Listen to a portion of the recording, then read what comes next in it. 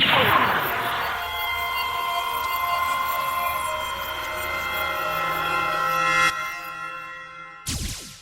guys, Scour97 again. This time the review of the antique 1/100 scale Master Grade Zaku 1 Ramba Ral custom. And yes, it's a Zaku. The colors are still the typical Ramba Ral colors. We have dark blue for almost the entire thing. Then we have light gray for the body and the skirt armor. Now it's light gray, but it does have like a little bluish, greenish tint to it. Then we have very, very dark blue, almost black for the bottom of the feet, the kneecaps, the chest, new heat hog, the 120mm machine gun, and that's about it. Then we have some light gray for the joints, once again some more of the accessories. And to round things up, we also have clear white for the mono eye, which is covered by a sticker, and also for the scope of the Zaku machine gun, the 120mm one. Now obviously this thing is a remold, but fortunately it doesn't suffer too bad from remold syndrome, except for the hands. These fingers are black / very dark blue, and the top finger is just blue. That is pretty poor. But moving on to articulation, the head goes a bit up, a bit down, as you can see. It doesn't really do a lot. Rotates around about that far. I gotta be careful because a few things do hit each other. There we go. Then the mono eye, it's movable, but also not really, because the problem with the mono eye is there is a system of plastic gears inside of the head which connect all the way to this lever here, and the system doesn't work at all. First of all, if you do get it moving, it feels like you're going to break it instantly, and also because you have to apply so much force, the eye is either going to be all the way to the right, all the way to the left, or just plain in the middle. So really, center the eye and don't touch it, because right now, I'm pretty sure if I were to apply any force to it, enough to move the eye, the lever is just going to snap right out. Then the arms will rotate around all the way, go up about that far on the joint that's inside the body. Then with the arm itself, will go up about that far. The shield that goes up a little bit to give it some more articulation. Same on the other side. Then we'll go forwards a little bit and backwards a little bit. And the funny thing is, this will actually, the arm itself will rotate around on two joints. First we have above the elbow and underneath the shoulder. Then the arm bends at two joints once I get this thing lined up again. There we go. But yeah, 90 degrees is all we're going to get from our glorious double jointed elbow. The arms, the hands are on ball joints, but this time around they're not going to do a lot because Ramba Ral Zaku 1 actually has an extra part here which severely limits the articulation of the hand. It hardly does anything. The good news is you can simply remove this, and now it's just back to the original Zaku 1's arm, and then it can wiggle around a lot more. Of course, you can still rotate around even with this part attached. And the hands themselves are the old school master grade hands. Lower three fingers molded together, then we have the top finger with a gap in between. They are all just on hinges, and also all fingers are more polycap material than actual plastic. And then the thumb finally is on a ball joint. And when we turn them around, the thrusters are on ball joints. So they will go down, up, and somewhat side to side, rotate around on that ball joint. Waist, nothing at all. And this is explained by the fact that this is a remold of the original Zaku 2. Which obviously didn't require it, but being the Zaku 1, waist articulation would have been very much appreciated. Legs go out about that far, forwards, not too bad, and we're gonna get all the way up, there we go. Be sure not to bend anything, backwards about that far, so that ain't too bad. We'll rotate around a bit, there we go. Double jointed knee, but once again, yeah, that's about all we're going to get. One cool thing about the kneecap is it will kind of go in to give the impression that the you know, you have that separating thing going on that we do get with modern kits. And up until this point, you might be thinking to yourself, well, that articulation ain't too bad. He will be able to pull off some action poses. Well, forget about it with the feet. A bit forward, a bit backwards, a tiny, tiny bit side to side, and they will also rotate around a little bit. So if you want this thing to pull off any kind of exquisite action pose, you're going to need an action base.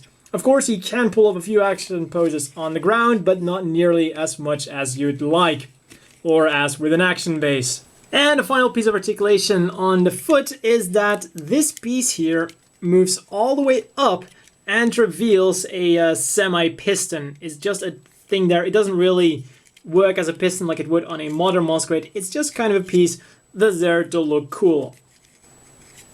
With accessories, things finally start looking up for Zaku here. First of all, we get this very nicely detailed heat hawk specifically for this kit. Comes with a peg, will store in either of the side skirts, or as the manual tells us, will also store on the back skirt. Go, or if you want to use it in the hands, you will be able to hold on to it absolutely perfectly. There we go. Up next for cool weapons, we have the bazooka. Standard articulation on the scope will go up and down. Also comes with a clear piece. And the handle will go up and down. Unfortunately, no movement on the normal handle with the trigger. So that means that when you want to put it over the shoulder, it is going to look rather awkward once you finally get it, because really that is the way you kind of have to position the hand in order to get him to hold it over the shoulder. Fortunately, you can just as well put it underneath the shoulder, and that looks absolutely fine as well. But let's say that you don't want to use the bazooka. Well, simply rotate this around, there we go, fold them in, and simply, after a lot of fiddling, this will come out eventually, and simply store it on there. There we go. Once you get it in there, it is very solid. And of course, we get yet some more accessories. We get a grand total of 2 Zaku machine guns, the original Zaku 1 105mm one, and the Zaku 2 120mm machine gun. Movable handle, slightly movable scope, and a removable ammo clip. And as you can see, you can, same as with the back, kind of eventually fold this out, and then it will store on either of the side skirts. So if you only want to use one of the machine guns, you can use the clip from the other one as a spare one. Unfortunately, they're kind of different colors, you know? I'll just put that in this hand. There we go. Unlike the bazooka or the heat hawk, it does require a bit more fiddling to get it right, but once again, eventually it will go in there. Then the Zaku 2 machine gun, also movable handle, but no movable scope. And once again, this is very easy to simply remove. Put that back on there. There we go. And once again, fiddle it inside of the hand. There we go. So the cool thing about this guy is that you can equip all of the accessories at once. Once we get the heat hawk in one of the side pouches. There we go. So all of his accessories that he comes with are on him at the moment, but we still get a few more of them. First of all, the usable ones. We still get 2 extra pairs of hands, closed fist hands, and 2 open palm hands. They're nicer, they're nicely detailed, and also one big difference is all the fingers are in one color. And because this guy was originally a Zaku 1, you can also make the normal Zaku 1 rather than Ramba Ral's custom. You get the cockpit, you get the shoulder, the shoulder without a shield. And of course, the cockpit will also reveal a little Ramba Ral sitting in there. Now for some more usable ones, also get some spare kneecaps. And just in case you don't want to make a Commander Zaku 1 Ramba Ral custom, you can also downgrade him to a normal one. This will open up to reveal some more detail. And finally, we also get some junk parts from the Zaku 2, because originally the Zaku 1 was a remold of the Zaku 2, and it definitely shows with all of these Zaku 1 parts. We even get some leftover hoses. All of them. But we don't get any of the rings to put on them. And then the final things that we're getting is something they included with all of the old Master Grades. And this is actually a very cool thing they used to do.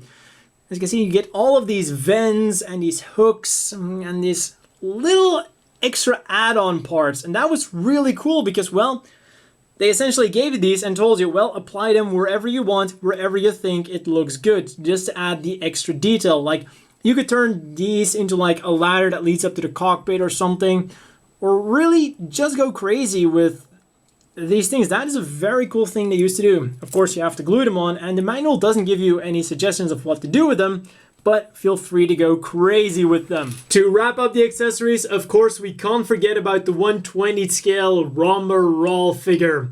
And it's a very nicely detailed thing. Even shows like the creases in the cape and all the little details, the kneecaps. Everything is very, very good on this little figure.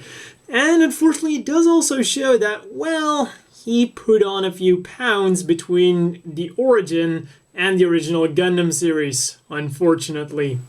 As always, the inevitable question is, do you want to buy this? And as much as I personally love this model kit for the way it looks, I can't really say I would recommend this thing immediately.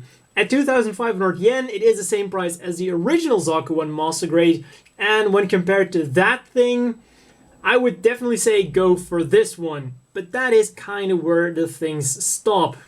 Now for 2,500 yen, you get a nice amount of accessories.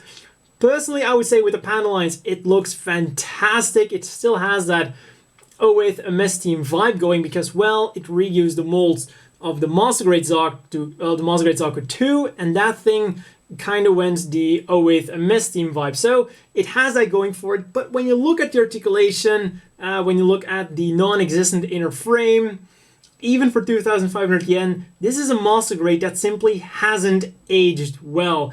And when you look at model kits like the Hybrid Universal Century Zaku 1, which is better in literally every single way, and when you look at the 2.0 Zaku 2s, it really takes away a lot of the reasons to buy this thing. Other than, it is a Zaku 1, it looks incredible, and it's of course our favorite Ramba Ral. And you do get the Ramba Ral figure in 1/20th scale. You're gonna have to paint it, but at least it still gives it a bit more, desirability compared to the original Zaku 1 Master Grade, which has lost all of its reasons. At least this one still has a few things going for it. And of course, you also have these very interesting and possibly very useful extra parts, which is something I still think they should include in modern Master Grades. I mean, it's just a little thing. And for people who like to customize their model kits, I think it is definitely a great extra. At the end of the day, it just makes me wish that they would finally, and I mean finally, give us a 2.0 of the Zaku 1. It's been long overdue, and the Hyakushiki 2.0, which was only just released, definitely proves that they're still doing 2.0s. So I think there is absolutely hope that we are going to get a 2.0 of the Zaku 1. And let's not forget all of the online exclusives they can give us. I mean, this one right here, the Black TriStar version, the Zaku 1 Commander type, the Q type, Norris one. There are so many exclusives they could make. They could milk the Zaku 1 to no end if they released a 2.0 of it. So It's not a fun thing to say, but it's definitely what they would do if they gave us a 2.0. But still totally worth it. I mean, just look at this thing, how awesome it looks. It totally deserves a 2.0. Because right now, the best way to get a Zaku 1 is to buy the high-grade Universal Sentry. The best way to get a Ramba Ral Zaku 1, if you want a complete package with articulation and accessories and a great look, is to just buy 2 of the high-grade Universal Sentries, swap out the shoulders. I mean, it's not going to be identical because this shoulder is kind of unique for the Ramba Ral Mask Grade, but, you know, take the 2 high-grade Universal Sentries, slash them together. You're gonna lose the heat hawk, you're gonna lose the cuffs on the arm, and you're gonna lose the, well, you're kind of gonna lose that specific shoulder shield, but all of that is totally worth it for the articulation and the looks of the high-grade Universal Sentry. So, right now, and the Zaku 1 just feels like it hasn't aged well. For size comparisons, first of all, here is next to the machines that kinda make this machine obsolete. High-grade Universal Sentry Zaku 1 and the Goof 2.0. Seriously, what the hell is keeping Bandai from giving us a Zaku 1 2.0? And then here is next to the standard size Gundam version Katoki and the Hyakushiki version 2.0. Once again, the reason we shouldn't give up hope for a Zaku 1 2.0. Seriously, Bandai, make it happen. And that's all for this review, and see you guys next time. 280mm bazooka. An explosive charge set marginal because of for avoid excessive use of controls, especially ailerons as MS control is marginal because of rudder. And I have absolutely no idea what the hell I just read.